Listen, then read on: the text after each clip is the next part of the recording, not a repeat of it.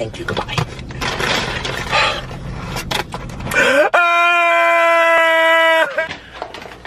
Forkless feasts. ninkan aan maanta ka hadlayno waxaad ogaanaysaa in naftiisa uu cadow ku yahay haddii uu sidaa kusii socdana wuu dhiman doonaa geerida ilaahay baa haye ninkan naftiisa baaskoolad ku dili maayo meel dheer iska soo tuuri maayo cunno ayuu naftiisa ku dilayaa soomaalidu waxay tidhaahdaa nin soori kaa qaaday waa nin seefi kaa qaaday intaan mawduucana bilaabin fadlan muuqaalkan like noo saar sababtoo dhiirigelin bay noo noqonaysaa kuna soo biir kanaalkeena xog baahiye adigoo subscribe taabanaya youtubero waxaa jira kaamira soo hor fadhiista oo wax cuna iyaga oo cunooyin badan oo kala duwan cunaya dadka cunooyinka soo duuba waxaa ugu badan indho yarta laakiin carabta naftirkooda waxaa jira kanaalo cunooyinka soo geliya sida anta tastadiic amiir bros s7s laakiin ma arag youtubero soomaali ah kuwaasoo cunooyinka soo geliya haddii ay jiraanna commentiga inoogu soo qor ninkan magaciisa waxaa lahaa Nicholas Avocado waxaa kaloo lagu magacaabaa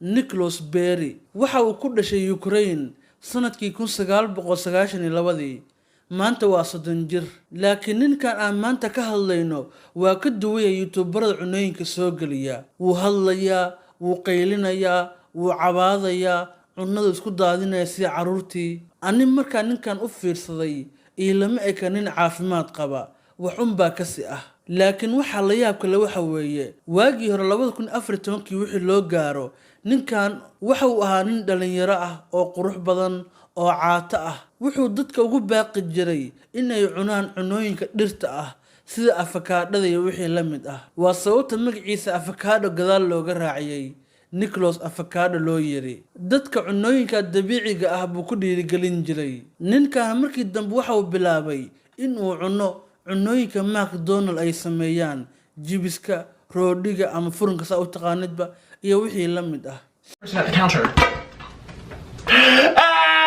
sidii cunooyinka uu cunaayay markas dambe waa sii weynaanayay isma qaban markoodna caata abuu ahaa maantana waa ujeedaa noocuu yahay waxaad arkaysaa in ay laba shaqsi kale yihiin before iyo afterkiisa youtube-kiisa maanta waxaa ku xiran in ka badan 3 milyan oo qof wax aan cunno ahayna ma soo geliyo laga yaabaa annaga saxan yar inaan wax ku cunno laakiin isaga 5 nin iyo 4 nin iyo wixii cuni lahaayeen buu cunaa runtii dadku aad bay u necab yihiin intaa way caayaan ninkan sababtoo ah waa doqonnimadiisa soomaalidu waxay tiraahdaa nin buuran caqli ma lahan mahmah ma ahan laakiin waa hadal ay Soomaalida qaar dhahaan laakiin hadalkaas sax ma ahan ee waa khalad waxaa jira dad buuran oo adduunka horumar ka gaaray qaarkoodna maanta aan magacyadooda xusayno sida saxaabigii Cabdiraxmaan bin Auf oo kale waxaa la sheegay Cabdiraxmaan bin Auf inuu ahaa nin qar leh oo xoog weyn buu ahaa oo xoogaa yara cayilan sidoo kale waxaa la sheegaa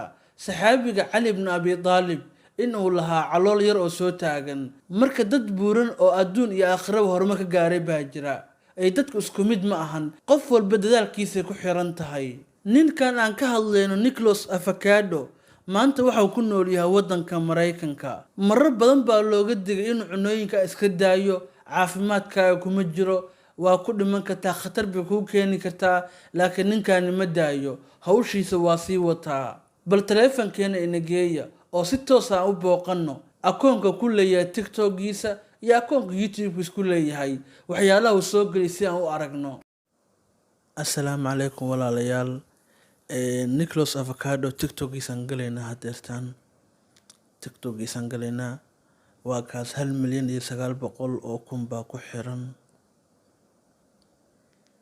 muuqaalka ugu horeeya baan ku dhufanaynaa waa ka isagoo cunno soo gelinaya waa ujeedaan isagoo cunno soo gelinaya marka hadeer waxa waaye isagoo waaga caatada ahaa waaye marka uu shimbirta dushka saaran tahay waa ka waaga caatada ahaa waaye oo dhihi jiray cunooyinka dabiiciga ha loo cuno sida afakaadhada wixii la mid hadeertaan ka bacdi sidatan ayuu noqday runtii mana qurux badna inuu qofka saa iska dhigo waxa fiican inuu isdaba qabto markuu dareemo qofka inuu miisaan ku kordhay waxa qurux badan inuu isdaba qabtaa qurux badan waa dadka ku socota khatar waay nafta caafimaadka xataa uma fiicna muuqaalka labaadna waa kaaday isagoo kanna waa kaaday isagoo wax u cunaayo, xitaa tartiib wax u cuni maayo. waa kaaday marna waa xanaaqsan yahay, marna waxuu cunayaa. intaas unbuu ka dhexeeyaa, wax kale oo ka dhexeeya ma jiro. marna waa kaas cunooyinku isku dadaadinaya. mar walba xasuusihii hore soo galaa, sawiradii hore waaguu caatada ahaaba mar inta badan maba soo qaataa, aada buu xasuustay. marka waa markuu caafimaadka lagu yiraahdo iska daa waxa kan cunada iska badan iska daa cunaysid, khatar bay naftaada ku jirtaa. isagana waa markuu diidaya waay, war waxaa liya caafimaadkaaga u tali, khatar baa ku jirta haddaad saa kusii wadid. marka isagana yeeli maayo, wuxuu rabaa inuu sidaa wax u cuno oo fiyuuskaa badan helo, lacagtaa uu helayaba isaga u dan ah. marka waa iska ooyaa, mar sidii caruurta u ooyaa.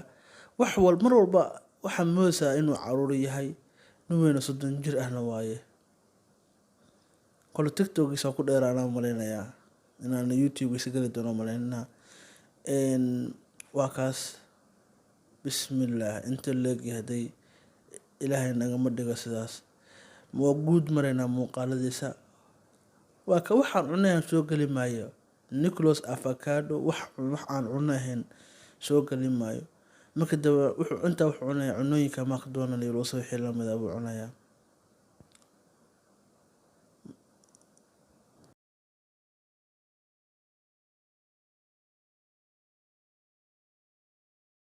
kana waa tiktokgayga anigaa iska leh, soo booqada ma garatay. soo booqada waxaa soo geliyaa xogaha yar oo kooban, macluumaadka yaryarka, dhacdooyinka yaryarka aan youtube-ka la soo gelin karin baan soo geliyaa ma garatay, oo kooban baa soo geliyaa. waa ka youtube-kiisaan gelinaa, magaciisaan ku qoraynaa.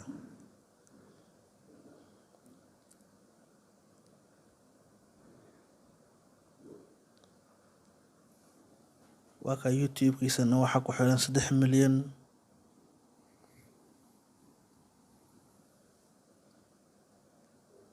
sidoo kale youtube-ka naftigiisa xataa cunuu soo geliyaa, wax kale ma soo geliyo. cunooyinkaasu badanaa soo geliya youtube, social media soo dhan intaas soo geliya. youtube-ka lacagta kasoo gasha iyo tiktok-kaas iyo buu badanaa isticmaala. waxa u sameynaya waa lacag, waxaasoo dhan wuxuu u sameynaya waa lacag waaye. sababtoo ah lacagtu waa balaayan, lacagtu waa dhib badan tahay runtii. qofka caafimaadkiisii isaga ninkaas wuxuu ahaa nin iska caata ah oo dee iska qurux badan buu ahaa, laakiin waataa marka uu buurtay si wuxuu cunayay wuxuu soo dhigayaa kantaal buu soo dhigayaa. markaasoo 5 hambeegar iyo saxan baasta ah iyo saxan bariis ah iyo saxan maxay tahay saxan ka badan buu cunaa. markaasoo chicken iyo McDonald wixii laga soo iibiyo dhan buu cunayaa. marka cunooyinka McDonald lagu sameeyana ma qurux badna inay qofku badsado. youtube-kiisa waa lamid, waa kaas. marka wallaahi waa dhib.